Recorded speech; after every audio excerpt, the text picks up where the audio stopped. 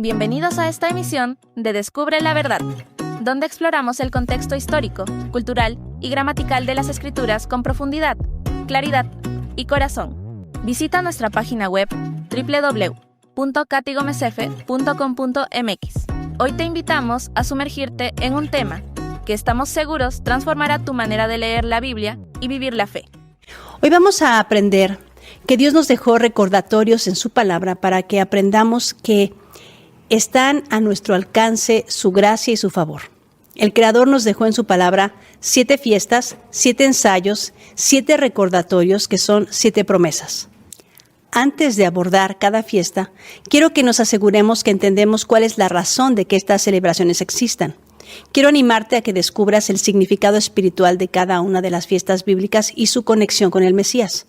Detrás de cada mandamiento en la fiesta de Pascua, de panes sin levadura, primicias y Shavuot o Pentecostés, hay una invitación a observar, a memorizar y a honrar a Yeshua en su muerte y su resurrección, a encontrar libertad de nuestra esclavitud al pecado, de la maldición que estaba sobre nosotros por haber quebrantado la ley de Dios. Y la maldición es simplemente la muerte. Las fiestas del Señor son eso, fiestas de gozo. Se nos invita a regocijarnos en ellas, a comer rico, a cantar, a alabar, a leer salmos, a bendecir a nuestros hijos y familia. Es una invitación a sentarnos a comer con el Creador, quien diseñó desde la creación del mundo un reloj en el cielo para recordarnos que tiene una cita con nosotros. El sol nos dice qué hora del día es, la luna qué día del mes es y las estrellas nos indican en qué mes del año nos encontramos. Tan son una fiesta de gozo que está prohibido entristecernos en estas fiestas. En Deuteronomio 16 dice, y te alegrarás en tus fiestas solemnes, tú, tu hijo, tu hija, tu siervo, tu sierva y el levita, el extranjero, el huérfano y la viuda que viven en tus poblaciones. ¿Qué significa la fiesta de Pascua? En Levítico 23 tenemos esta instrucción. En el mes primero, a los 14 del mes, entre las 2 tardes, Pascua es de Yahweh, y a los 15 días de este mes es la fiesta solemne de los panes sin levadura a Yahweh. 7 días comeréis panes sin levadura. Comencemos por definir la palabra fiesta en la Biblia. La palabra fiesta es traducida de la palabra hebrea moed. En Levítico 23 dice, habla a los hijos de Israel y diles las fiestas solemnes. Moed de Yahweh o moedim en plural.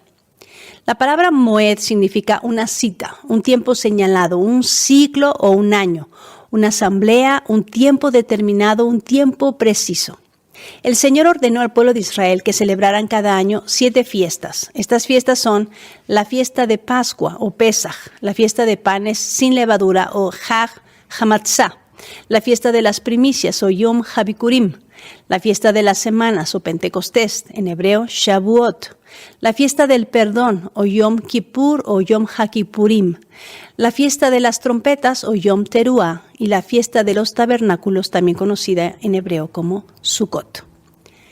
Pablo nos explica el propósito de las fiestas. En Colosenses 2:16 dice, así que nadie los juzgue a ustedes por lo que comen o beben o con respecto a días de fiesta religiosa, de luna nueva o de reposo. Todo esto es una sombra de las cosas que están por venir, la realidad se halla en Cristo. Los de Colosas no estaban siendo juzgados porque no querían guardar las fiestas, sino porque las estaban guardando. Quienes los juzgaban eran todos sus vecinos que se sorprendían que ahora ellos estuvieran celebrando las fiestas de Israel y ya no querían participar de sus festivales paganos. Ellos ahora estaban entendiendo que las fiestas bíblicas eran sombras del Mesías y no solo de cosas que pasaron, sino, como dice el texto, de cosas que están por venir. Las citas que Dios estableció con su pueblo son una sombra de lo que ha de venir. Cristo vino en las fiestas de primavera y regresará en las fiestas de otoño. Es decir, las 7 fiestas son ensayos de su primera y segunda venida. Cada vez que el pueblo celebraba una de las fiestas anuales, estaba anticipando, sin saber, el tiempo de la venida de su Mesías. Pascua en hebreo se dice Pesaj, y esta palabra significa cruzar o saltar, porque Dios pasó por cada casa que tenían la marca de la sangre en el dintel e hizo un pacto con cada familia que tuvo fe. Y por otro lado, afligió a cada casa que no creyó con la muerte de los primogénitos. Esta historia la encuentras en Éxodo 12. La casa precedió al templo y el primer sacerdote fue el padre de familia. El altar familiar era la entrada o el umbral de la puerta. Por consiguiente, los sacrificios se realizaban en el umbral de las casas. Esta es la fiesta que nos recuerda el sacrificio del Cordero y que con su sangre se mancharon los dinteles de las puertas para que el ángel de la muerte excluyera las casas marcadas y se le perdonara la vida al primogénito. Esta fiesta además fue un ensayo del sacrificio de Cristo en la cruz, su sangre derramada en el madero que cubre y justifica. Él es el Cordero sin mancha que nos rescató de la condenación eterna. En Juan 1:29 dice, al día siguiente Juan vio a Jesús que se acercaba a él y dijo, «He aquí, el Cordero de Dios que quita el pecado del mundo». El sacrificio de Cristo sucedió exactamente a la misma hora que sucedía el sacrificio en el templo. Y era la hora en que el Señor ordenó que se hiciera. Esto es gracia. Cuando crees que la sangre de Yeshua el Mesías te puede salvar de la muerte, que su sangre te libra del castigo inminente por tu maldad, ese es el regalo de Dios. Y no tienes que hacer nada más que creerlo y entonces perseverar en tu fe. Cruzar el umbral o entrar en una casa a través del umbral con la sangre derramada significaba entrar en pacto con aquellos que estaban dentro. Y la persona que decidía entrar ahora quedaba sujeta a las leyes del pacto de hospitalidad. Es decir, quienes habitaban la casa eran ya su familia. Era entonces su deber estar dispuesto a dar su vida por ellos, y los enemigos de esa casa eran ahora sus enemigos. Si entraba por otro medio, no por el umbral, no había pacto y era una ofensa. Se consideraba que venía a robar o a matar. En Juan 10:1 leemos, de cierto os digo, el que no entra por la puerta en el redil de las ovejas, sino que sube por otra parte, ese es ladrón y salteador. Y en Juan 10:7 dice, volvió pues Jesús a decirles, de cierto os digo, yo soy la puerta de las ovejas. Todos los que antes de mí vinieron, ladrones son y salteadores, pero no los oyeron las ovejas. Yo soy la puerta, el que por mí entrare será salvo, y entrará y saldrá y hallará pastos. El ladrón no viene sino para hurtar y matar y destruir. Yo he venido para que tengan vida y para que la tengan en abundancia. Pasar por encima de la sangre era un signo de aceptación, pero pisotearla era una terrible ofensa. Era una afrenta al anfitrión. Y el autor de Hebreos usa la misma metáfora del pacto del umbral, hablando de la sangre del pacto de Yeshua. Dice así Hebreos 10:29. ¿Cuánto mayor castigo pensáis que merecerá el que pisoteara el Hijo de Dios y tuviere por inmunda la sangre del pacto en la cual fue santificado e hiciera afrenta al Espíritu de gracia? En Deuteronomio 6:6 dice, y estas palabras que yo te mando hoy estarán sobre tu corazón y las repetirás a tus hijos y hablarás de ellas estando en tu casa y andando por el camino y al acostarte y cuando te levantes, y las atarás como señal en tu mano y estarán como frontales entre tus ojos y las escribirás en los postes de tu casa y en tus puertas. Este mandamiento de Deuteronomio 6 no es otra cosa sino un pacto de umbral. El pacto de umbral era un rito conocido por todos. Y entonces el Creador decidió usar algo familiar para Israel y le dio un significado más profundo. El Creador anunció que iba a entrar a visitar a Israel y a Egipto en una noche determinada, y su pueblo, aquellos que lo aceptaban, debían preparar un pacto de umbral para recibirlo, y él pasaría sobre el umbral del sacrificio y entraría en pacto con ellos. Éxodo 12:7 dice, y tomarás de la sangre y la pondrás en los dos postes y en el dintel de las casas en que lo han de comer. Y la sangre os será por señal en las casas donde vosotros estéis. Y veré la sangre y pasaré de vosotros, y no habrá en vosotros plaga de mortandad cuando hiera la tierra de Egipto. En hebreo dice, Hadán upasati elechem, que traducido dice, saltaré encima de la sangre. Yahweh no pasó de largo al ver la sangre. Todo lo contrario. La sangre era la señal de que el Eterno era bienvenido a esa casa, y él, al ver la sangre, pasaría por encima del umbral y entraría en pacto con quien estuviera en dicha casa, así como el ángel de la muerte entró a los hogares de los egipcios y hubo aflicción y muerte. Cuando Yahweh pasó el umbral y entró a los hogares de los hebreos, no permitió que el heridor entrara allí. La señal de la sangre era para que el Eterno pasara el umbral, no para que pasara de largo. no era para evitar al ángel de la muerte, sino para invitar a Dios mismo a entrar y hacer pacto con ellos. Está claro que la Pascua o Pesaj fue un pacto de umbral ordenado por Dios. El sacrificio estaba en el umbral de los hogares hebreos, en el umbral del nuevo año que sería instituido a partir de ese momento, en el umbral del nacimiento de la nueva nación. Este además fue el ritual de matrimonio de Yahweh con Israel. Una de las costumbres de boda en el mundo antiguo y moderno es la de celebrar el matrimonio debajo de un umbral o de un arco, que representa el altar familiar. En hebreo se le conoce como jupá. Casi todas las culturas primitivas practicaban el pacto de umbral y hacían el sacrificio en el umbral de la casa del novio. Cuando la novia llegaba, debía cruzar el umbral e inmediatamente el pacto era sellado y ella era adoptada en la familia del novio. La novia era entonces cargada por el novio al cruzar el umbral.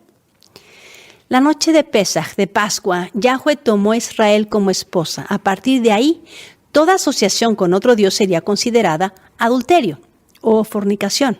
He aquí que vienen días, dice Yahweh, en los cuales haré nuevo pacto con la casa de Israel y con la casa de Judá, no como el pacto que hice con sus padres el día que tomé su mano para sacarlos de la tierra de Egipto, porque ellos rompieron mi pacto, aunque fui yo un marido para ellos, dice Yahweh. Esto lo encuentras en Jeremías 31:31 y está hablando del nuevo pacto.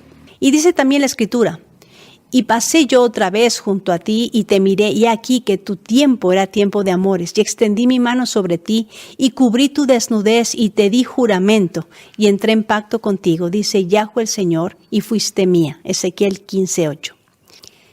Yeshua es nuestro novio y será él quien pase a su novia por el umbral y la lleve a la casa de su padre para ser adoptada en la familia del Creador. Ven acá, yo te mostraré la desposada, la esposa del Cordero. Así dice Apocalipsis 21. Yeshua además es la puerta, el umbral, y solo a través de él podemos entrar. Castigaré en aquel día a todos los que saltan la puerta o el umbral, los que llenan las casas de sus señores de robo y engaño. Así dice el profeta Sofonías en el capítulo 1. La palabra umbral viene del hebreo saf, que puede traducirse como umbral, copa, poste o puerta. Dice así la Escritura: aquí yo pongo a Jerusalén por umbral, que hará temblar a todos los pueblos de alrededor contra Judá en el sitio contra Jerusalén. Zacarías 12:2.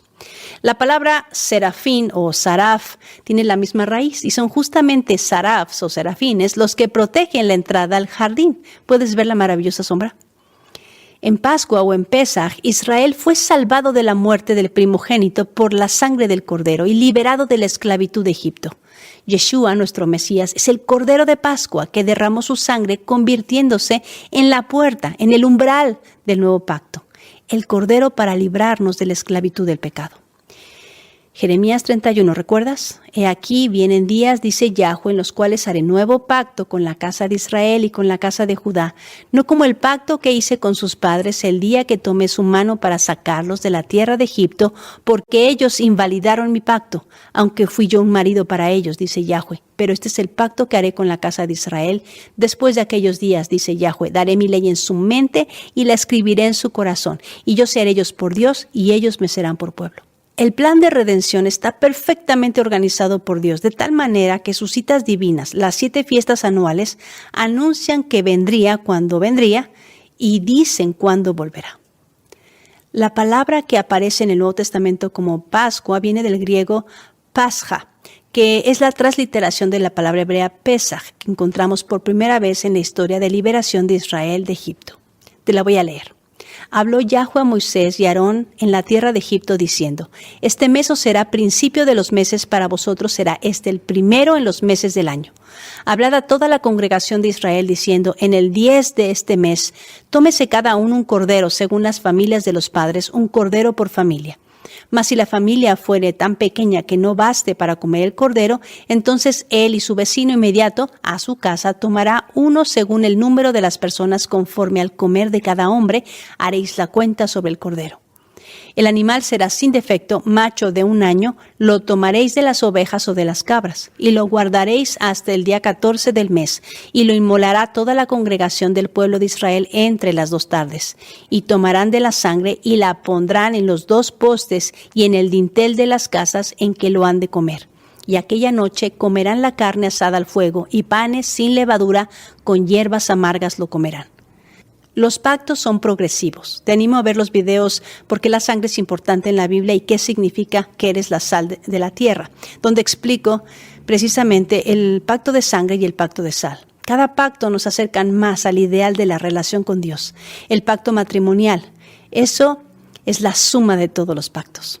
El Padre Eterno quiere que celebremos con Él, que observemos sus instrucciones y lo hagamos por amor. Estas 8 fiestas, sí, son 8, no 7, y en un momento te lo mostraré, son la bendición, porque nos enseñan acerca de su salvación y su plan profético. Conocer y practicar las fiestas bíblicas es una forma de sintonizarnos y apreciar que lo que sucedió con Israel en su salida de Egipto fue una sombra de lo que significaba para la humanidad salir de la esclavitud, entrar en pacto con el Eterno y anticipar lo que aún ha de venir. Por tanto, ahora puedes entender, nadie os juzgue en comida o bebida o en días de fiesta, luna nueva o días de reposo, todo lo cual es sombra de lo que ha de venir, pero el cuerpo es de Cristo. Y dice 1 de Tesalonicenses 5:4, mas vosotros, hermanos, no estáis en tinieblas para que aquel día os sorprenda como ladrón. Aprender sobre las fiestas del Señor además es una forma apasionada de perseguir las promesas del Padre, dejando los caminos y tradiciones del mundo para reconocer que sus caminos son mejores que los nuestros. La primera fiesta, si lees Levítico 23, es la fiesta del Shabbat. El día de reposo es una cita divina, es un ensayo de vestuario para recordar que habrá un milenio de paz. Algunas cosas que son importantes entender sobre el calendario bíblico es que el calendario del Creador, a diferencia del calendario gregoriano, comienza en la primavera, cuando la vida florece, y termina en otoño con la última cosecha del año. A diferencia de nuestro calendario que termina y comienza en invierno, cuando todo muere, y cada mes comienza con el avistamiento de la luna nueva o la silla de la luna. El día para Dios comienza con un hermoso atardecer, no en la oscuridad de la noche. Y nuestro Padre bueno apartó un día de la semana, lo bendijo desde la creación y lo llamó bueno. Este día, como te decía, el día de reposo o Shabbat en hebreo, es el que los profetas llaman delicia y de quien nuestro Mesías se declaró Señor. El adversario planeó cambiar las citas divinas con sus propias fiestas paganas. El profeta Daniel nos advirtió que esto pasaría. Dice así Daniel 7:25, y hablará palabras contra el Altísimo y a los santos del Altísimo quebrantará, y pensará en cambiar los tiempos y la ley, y serán entregados en su mano hasta tiempo y tiempos y medio tiempos. Y tuvo éxito, porque el calendario y las fiestas bíblicas fueron reemplazadas por festividades cuyo origen no está en Dios. Hasta el año 325 después de Cristo, todos aquellos que venían al Dios de Abraham, Isaac y Jacob por medio de Yeshua el Mesías guardaron el día de reposo y las fiestas bíblicas hasta que el emperador Constantino hizo oficial el cristianismo como la religión del imperio. Y en un intento por cristianizar a los paganos, el paganismo fue introducido al cristianismo. Pero gracias al amor del Padre, esto no prevalecerá, porque Daniel continúa diciendo, pero se sentará el juez y le quitará su dominio para que sea destruido y arruinado hasta el fin, y que el reino y el dominio y la majestad de los reinos debajo de todo el cielo sea dado al pueblo de los santos del Altísimo, cuyo reino es reino eterno, y donde todos los dominios le servirán y obedecerán. A través de Yeshua podemos regresar al Edén, sí, al paraíso. Nos está invitando a entrar en pacto con Él para que pueda cruzar el umbral y restaurar lo que se perdió en el primer jardín. Apocalipsis 3:20 dice, aquí yo estoy a la puerta y llamo. Si alguno oye mi voz y abre la puerta, entraré a Él y cenaré con Él y Él conmigo. ¿Lo puedes ver? Él quiere entrar y hacer pacto y cenar contigo. No cualquier cena, la cena de Pesaj. Ya te demostró que está dispuesto a morir por ti y quiere protegerte de la muerte segunda. Nos falta analizar la fiesta de panes sin levadura, primicias y Pentecostés. Mientras tanto, recuerda, no dejes que nadie te diga lo que dice la Biblia. Léela por ti mismo.